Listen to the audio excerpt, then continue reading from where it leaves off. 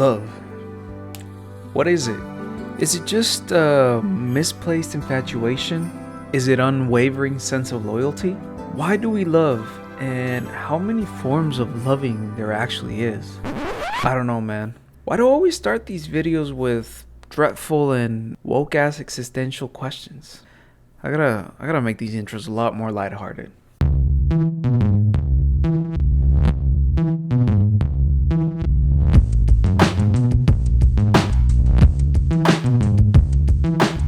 Love is part of everyone's life. Whether we notice it or not, we all feel these very strong emotions.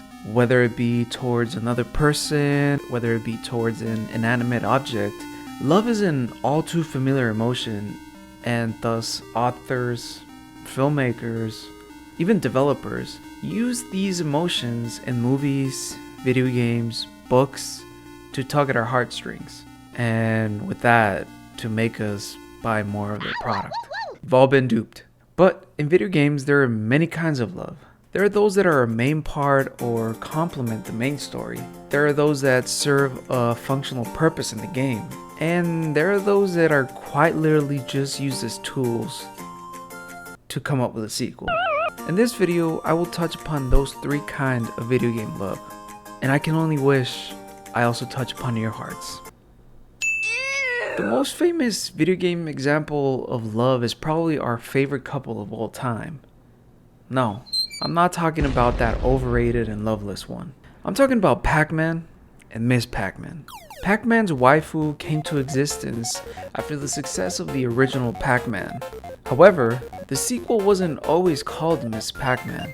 Its humble beginnings started as an enhancement kit for the original game called Crazy Otto. After many legal fights between the developers and Namco, Midway decided to buy the rights over the game and thus began the final stages of the development cycle.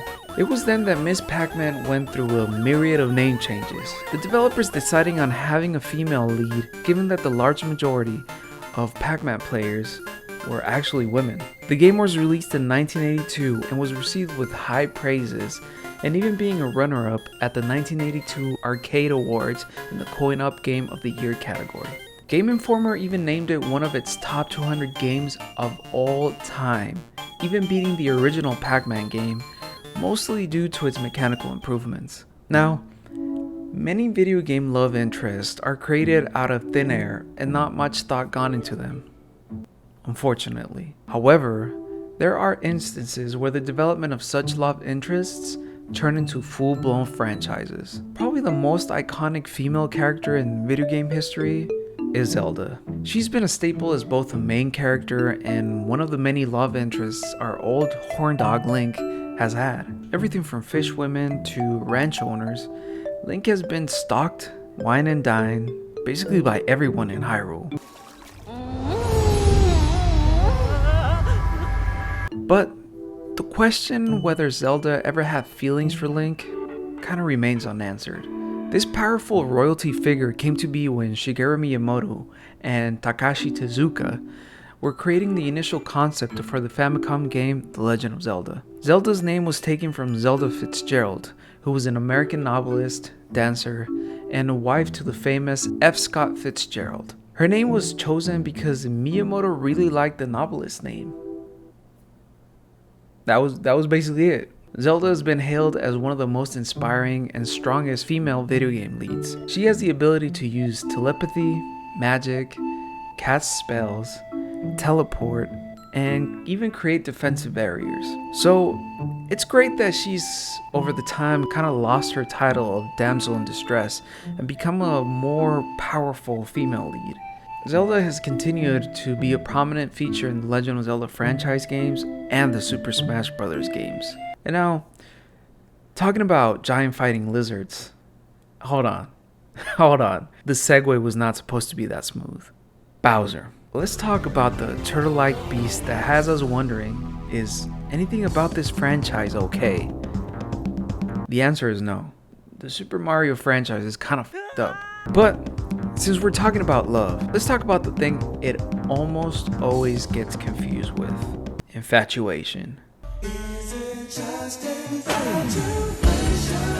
Bowser's infatuation with Princess Peach probably stems from a strong lust of power, domination, and probably some unfulfilled fantasies. Nope. No, stop. Get out. Not you. Ever since the lizard's inception, Bowser's main goal has been to take over the Mushroom Kingdom, and his plan includes kidnapping Princess Peach and forcing her into marriage. Bowser has even gone to the lengths of trying to gaslight his own son. In Super Mario Sunshine, Bowser goes into extreme deceiver mode and decides that his best plan to capture Peach is to make his son believe that his actual mother is the princess.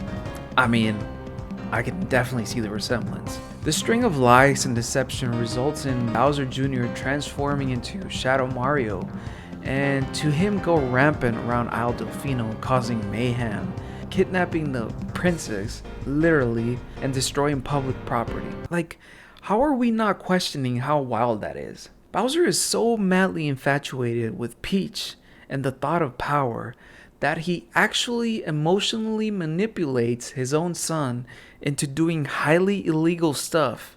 I mean, this has to violate some child protective or child labor laws at the minimum. Now, Bowser's tactics vary from every Mario iteration, but you still have to kind of wonder if this is something that is possibly tainting children's beliefs on what love is. It's definitely not obsession. Also, it's just a game.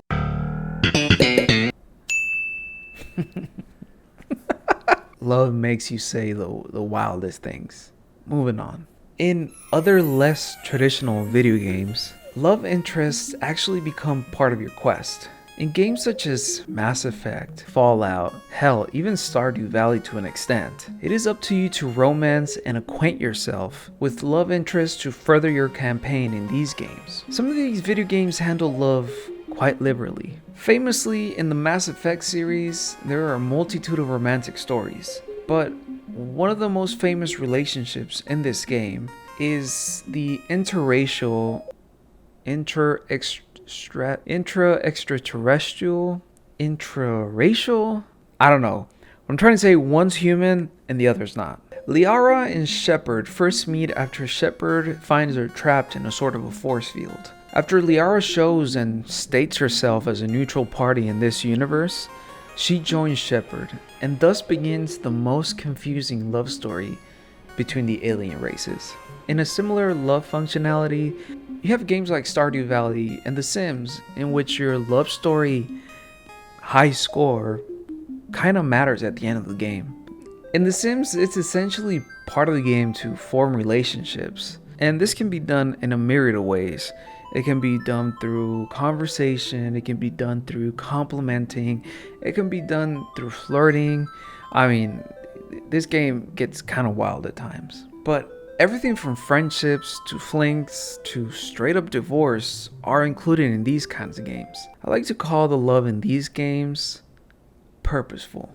Whether it has a purpose, a major role in the story, or literally only works as a sequel, love, much like in life, is inevitable in video games. They connect us further to the games because we can all relate to love in one way or another. And I don't just mean the good aspects of love.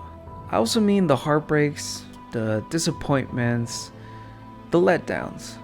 And you can also relate to it with the more sadder aspects to it, such as the yearning and the struggle that it is to find and keep love. Ladies and gentlemen, I've been True Fernie. If you like this video, please make sure to like it and subscribe. If you didn't like this video, please make sure to dislike it. Every bit helps. Links to my socials are down below. I stream every week on Twitch, and make sure to follow me on Twitter, where I post a myriad of useless but kind of funny things. Please take care of each other, but most importantly, take care of yourself. Peace.